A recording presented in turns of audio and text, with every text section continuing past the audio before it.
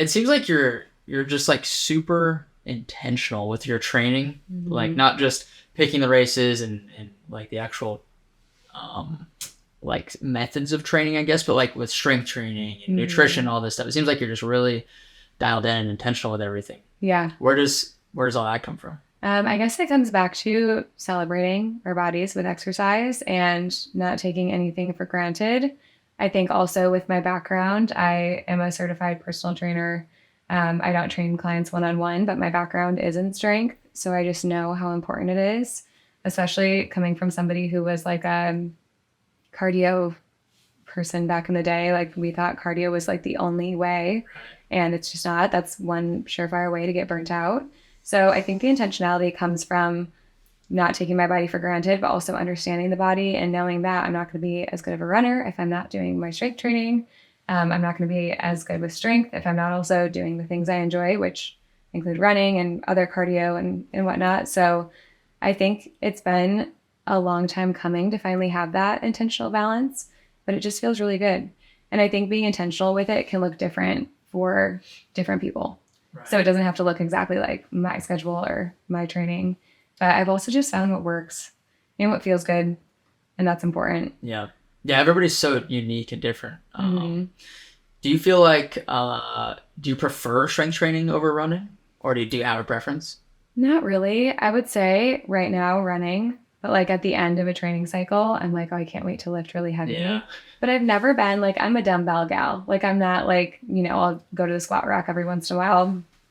So I'm not like super into like the lifting PRs or anything. Right. But I just enjoy the switch up. And I think that's my favorite thing is just having variety in my training. Yeah. So yeah, I guess, I don't know. Right now though, I definitely prefer a run. Yeah. Like nothing clears your head quite like a run.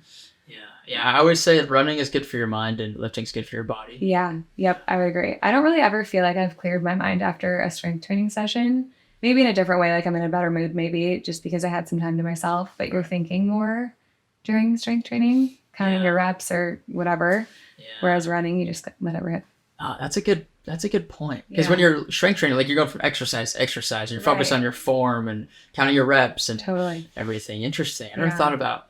I always try to figure out like why exactly. I think it's with lifting, you just have so much more mental stimulus. Totally. Yeah. With running, it's just like there is no mental stimulus. You're just running. You just go. Yeah. And I always think it's so cool. My husband thinks I'm silly for saying this, but I think about running. I'm like, running is like one of those sports that you literally don't need a single thing except your body, and you can do it. And obviously there's like body weight strength training and all of that too. But I don't know. There's something to that. Actually, you said in there that sometimes you'll go from a run straight into strength training. Mm-hmm. How often do you do that? All the time. Really? Because if I don't, then I won't do my strength training. So you just block off like multiple hours for the day. Like I'm going to train and then I'm done. And then I'm done. Okay. Yeah. So I'll do this. My favorite day is Wednesday because I do speed workouts with my coach, with my run group. And that's at 5:30 a.m. So I feel like it's like the perfect, I'm up earlier than maybe I would be if I were running myself. And that's done, let's say by 7:30 at the latest. Then I go to the gym, usually just a 30-minute workout, but with like driving there and, whatever, I'll get home by 8:30 and start work by 9.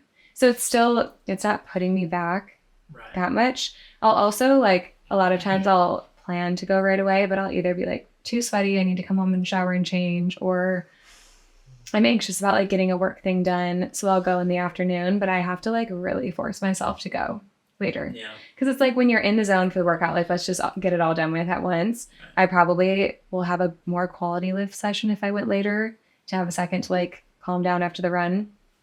I don't know. It just works for me. It's kind of like along the lines of habit stacking. Yeah. Like if I just get it done, I know I'll actually do it versus waiting to do it. But it just depends on the day. I'm definitely not perfect at always doing it at once. Right. But do you have a break in between? Yeah. I usually run in the mornings first thing and then lift like 4 in the afternoon. Okay. I have the home gym though, so it's much more convenient. Yeah. I just literally walk down there, which is nice. Yeah. I can't wait to have that. Swivel. Yeah. I do sometimes miss being in a gym environment though. Like even if I don't know anybody there, just being around people can be nice. I just get bored by myself down there sometimes. I think you're also more motivated. Like you drove all the way to the gym, you're there, like get a good quality workout in. Whereas if you're home, you're like, oh, I could go change the laundry right now. I could, like there's so many other things. So I do agree. It's nice to be in the gym setting. But also, I would love to have a garage gym. So, yeah. It's definitely convenient. Pros and cons. Super convenient, but yeah. And I think like you could optimize like, okay, we got to run in, like for you, for example, you could run in the morning, lift in the evening. You might get a better run or better lift, whatever, but it's like done is better than perfect. Right. So, totally. Yeah. And I think too, just getting in any sort of routine is so important. And then I'm always big on running first, which I assume that's your vibe too, because that's what I'm training for is the running. So so whatever your priority is, put that first. Yeah. What is, do you do your leg days on your speed workout days? Okay. That's what I do too. Yeah. Kill two birds with one stone. Yeah. The hardest day on the legs, which is interesting because I get a lot of questions of like, oh, why would you do it when like your legs are already tired from the speed workout? But the goal is so that you're not sore for more days, with the recovery and all of that. So I feel like it helps with the recovery in general too. Like strength training is so good because you get blood flow, you get the muscles working. And so you're probably to the point too where you're not really that sore that often because your body's just so used to it. Right. It's every once in a while after a speed workout that I'm so sore, and it'll be like because we did crazy hills or something like that. But yeah, I'm not usually too sore. And again, it's all about finding the routine and what works for your body. What do you do for recovery? Anything fancy? It depends. It depends on how much time I have in my schedule. Like when I'm like really good about managing my time, I'll do the infrared sauna. I'll do like the hot cold contrast therapy. Do you have those at home? No, I go to Perspire for the sauna. Okay. There's also, what is it called? Something lizard yoga. It's South Houston. They have it. It's like a yoga studio that also has like the contrast therapy room. So it's one private room where you have the sauna and the cold plunge.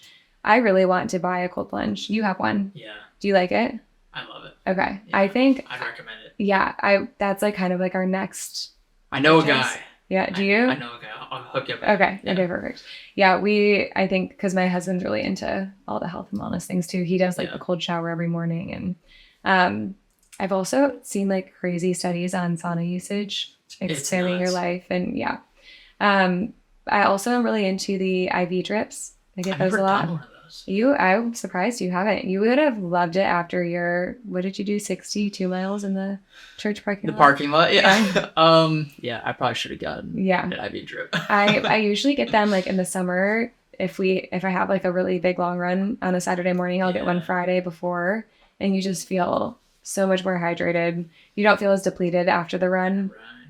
I usually will get one like before race day or after race day just to keep my immune system. Yeah.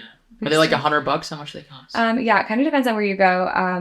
I do one that's like a membership. It's $120 a month, and your first drip is free, and then like the next one after that is like $50 or something. That's not bad. So it depends. Yeah, it's definitely not cheap. It's definitely a luxury to be able to do it. But worth it though. Yeah, to stay healthy.